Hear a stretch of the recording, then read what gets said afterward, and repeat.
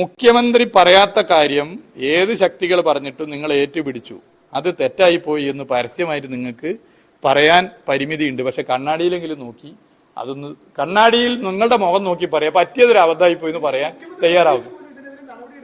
ആ ഇത് മുഖ്യമന്ത്രിയുടെ ഓഫീസല്ല, മുഖ്യമന്ത്രിയുടെ പ്രസ് സെക്രട്ടറി, പിന്നെ അമേരിക്കൻ പ്രസിഡന്റ് പ്രസ് സെക്രട്ടറിയാ. നമ്മൾ ഇത് ഇങ്ങനെ ചർച്ച പോയിട്ട് ഞാൻ ഇപ്പൊ പറയാനുള്ള പറഞ്ഞു.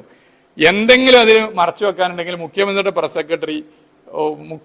സെക്രട്ടറി ഈ വേറെ ആരോടും ചോദിക്കാതെ കത്ത് കൊടുക്കൂല്ലോ. മുഖ്യമന്ത്രിയുടെ പ്രസ് സെക്രട്ടറി കത്ത് കൊടുത്തു. ഇവിടെ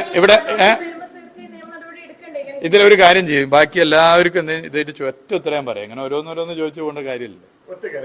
ഒരു തരത്തിൽ നമ്മൾ വിടൂല കേട്ടോ, അത് മനസ്സിലാക്കിയോ. ഇതോ നിങ്ങൾ എന്ത് പ്രചരണം നടത്തി വായടപ്പിക്കാൻ ശ്രമിച്ചാലും ഇടതുപക്ഷ പൊളിറ്റിക്സ് ഞങ്ങൾ പറഞ്ഞുകൊണ്ടേയിരിക്കും. അത് പറയും. അത് നിങ്ങളെ ഏത് ഉടമക്ക് തലവേദനയായിട്ടും കാര്യമില്ല, പറയേണ്ടത് കൃത്യമായിട്ട് പറയും. ഇവിടെയും കൃത്യമായിട്ട് അല്ല, ഇവിടെ ബാക്കി ഞാൻ പറഞ്ഞല്ലോ, ബാക്കി എങ്ങനെ പറയുന്നു, ഇവിടെ കൃത്യമായിട്ട് പറയും. നിങ്ങളുടെ ഉടമകൾക്ക്, മാധ്യമ ഉടമകൾക്ക് അല്പമെങ്കിലും നാണമുണ്ടെങ്കിൽ നിങ്ങൾ നിങ്ങൾ പലരും പ്രദാനം ചെയ്യുന്ന മാധ്യമങ്ങൾ നാണമുണ്ടെങ്കിൽ മലപ്പുറം ജില്ലയെയും മതന്യൂനപക്ഷ വിഭാഗങ്ങളെയും കേരളത്തിന്റെ മുഖ്യമന്ത്രി അപമാനിച്ചു എന്ന് നടത്തിയ പ്രചരണത്തിന് മാപ്പ് പറയാൻ തയ്യാറാണ്. അത്ര ഇപ്പൊ എനിക്ക് പറയണം. ബാക്കി നമ്മൾ പറയാം. അല്ല അത് നമ്മൾ അതെ അല്ല ഞാൻ പറഞ്ഞല്ലോ, അല്ല അത് ഞാൻ പറഞ്ഞല്ലോ അല്ല.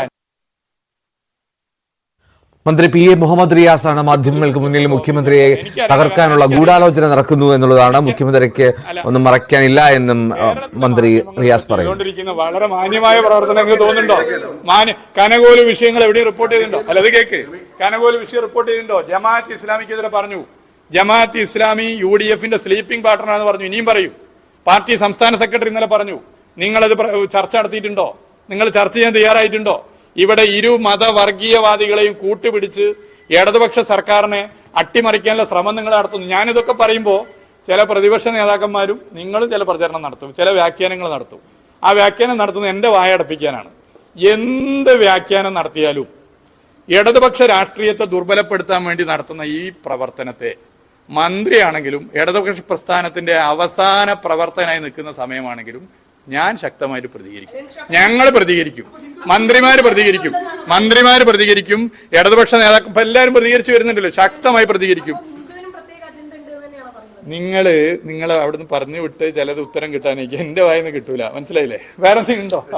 ഇല്ലെങ്കിൽ കൂടി ഇരിക്കാം. ഞാനിത് അവസാനം വരെ നിൽക്കാൻ തയ്യാറ്. നിങ്ങൾ എപ്പോ പൊയ്ക്കോന്ന് പറയുന്നത് എപ്പോ പോകാൻ തയ്യാറ്.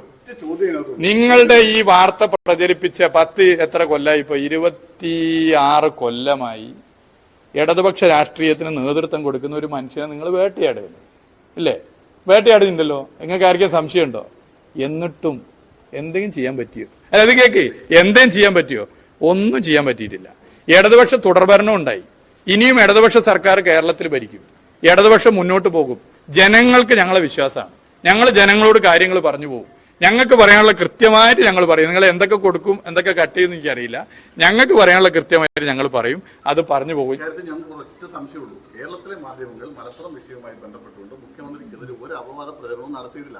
അത് താങ്കൾ ഇങ്ങനെ ആവർത്തിച്ചുകൊണ്ടേയിരിക്കുന്ന ഇത് ഹിന്ദു പത്രത്തിൽ വന്ന ഒരു ലേഖനത്തെ മാത്രമാണ്. നിങ്ങള് കൊടുത്തിട്ടുള്ള വാർത്തകൾ ഓരോന്നെടുത്തോ, ഓരോന്നെടുത്തോ നിങ്ങളത് അന്വേഷിക്കണമായിരുന്നു. അന്വേഷിച്ച് കൈകാര്യം ചെയ്യുക. എന്നിട്ട് മാത്രമല്ല, പറയട്ടെ നിങ്ങൾ ശക്തമായിട്ട് പറയും. ചിലപ്പോൾ എന്താ അറിയോ, എന്തെങ്കിലും പ്രൊമോഷൻ കിട്ടും. പക്ഷെ നിങ്ങളെ മനസാക്ഷിക്ക് നിങ്ങൾ ഡീപ്രൊമോട്ട് ചെയ്യപ്പെടുകയാണ്. ഞാൻ പറയട്ടെ മുഴുവൻ പറയട്ടെ വളരെ കൃത്യമായിട്ട് ഞാൻ പറഞ്ഞുതരാം. നിങ്ങൾ പ്രചരിപ്പിക്കുന്നു, പ്രതിപക്ഷത്തിന്റെ ഉത്തരവാദിത്തപ്പെട്ടവർ പറയുന്നു, അത് ശക്തമായിട്ട് നിങ്ങൾ പറഞ്ഞുകൊണ്ടിരിക്കുന്നു. പ്രതിപക്ഷം ഇതിൽ കാട്ടിയിട്ടുള്ള ഒരു വർക്ക്, ഒരു നെക്സസ് ഉണ്ട്. ഞാൻ തുറന്നു പറഞ്ഞില്ല ഇന്നലെ, ഒരു നെക്സസ് ഉണ്ട്. UDFന്റെ സ്ലീപ്പിംഗ് പാർട്ണറായി ജമാഅത്ത് ഇസ്ലാമി പ്രവർത്തിക്കുന്നു. നിങ്ങൾ എത്ര പേര് അത് ഗൗരവമായിട്ട് എടുത്തിട്ടുണ്ട്? UDFന്റെ സ്ലീപ്പിംഗ് പാർട്ണറായി ജമാഅത്ത് ഇസ്ലാമി പ്രവർത്തിക്കുന്നു. മുന്നണിയിൽ ഇല്ലാന്നേ ഉള്ളൂ, എല്ലാ നിലയിലും സഹായിക്കുകയാണ്. മതന്യൂനപക്ഷ വിഭാഗങ്ങളെ മതവർഗീയവാദികളാക്കി തീർക്കാൻ വേണ്ടിയിട്ടുള്ള ശ്രമം, തീവ്രവാദ മേഖലയിലേക്ക് കൊണ്ടുപോകാനുള്ള ശ്രമം ഒരു ശക്തികൾ നടത്തുന്നുണ്ട്. ഇടതുപക്ഷം ഇത് രണ്ടിനെയും ശക്തമായിട്ട് എതിർക്കുന്നതാണ്. അത് എതിർത്ത് മുന്നോട്ട് പോകുന്നതാണ്. മതനിരപേക്ഷതയ്ക്ക് വേണ്ടി ഇടതുപക്ഷം പ്രസ്ഥാനം ശക്തമായി നിൽക്കും, ശക്തമായ നിലപാട് സ്വീകരിക്കും. 200-ലധികം ആളുകൾ, സഖാക്കൾ RSSനെതിരെ ഫൈറ്റ് ചെയ്തതിന്റെ ഭാഗമായി രക്തസാക്ഷികളായി.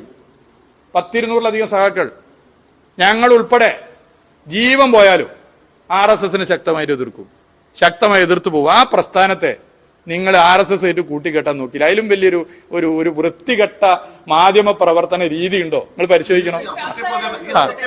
ഇതിപ്പോ ഇങ്ങനെ പോയ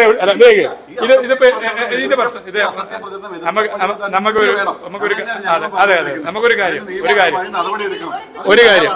നിങ്ങൾ ഇത് കേക്ക് ഞാൻ പറഞ്ഞു. എനിക്ക് പറയാൻ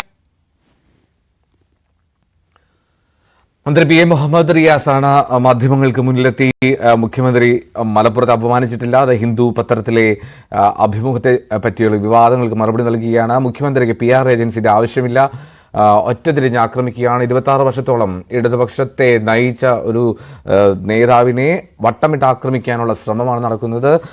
അത് വിലപ്പോകില്ല എന്നുള്ള നിലപാട് അറിയിക്കുകയായിരുന്നു മന്ത്രി പി എ മുഹമ്മദ് റിയാസ് മലപ്പുറത്ത്. മുഖ്യമന്ത്രിക്ക് ഒന്നും മറയ്ക്കാനില്ല എന്നും മുഹമ്മദ് റിയാസ് വ്യക്തമാക്കുന്നു. ബോധപൂർവമായിട്ടുള്ള രാഷ്ട്രീയ അജണ്ടയാണ് നടക്കുന്നത്. മുഖ്യമന്ത്രിയെ ആക്രമിക്കുന്നതിനപ്പുറത്തേക്ക് മറ്റു പൊളിറ്റിക്കൽ നെക്സസുകളെ പറ്റി എന്തുകൊണ്ട് മാധ്യമങ്ങൾ ചർച്ച ചെയ്യുന്നില്ല എന്നും പി എ മുഹമ്മദ് റിയാസ് ചോദിക്കുന്നു.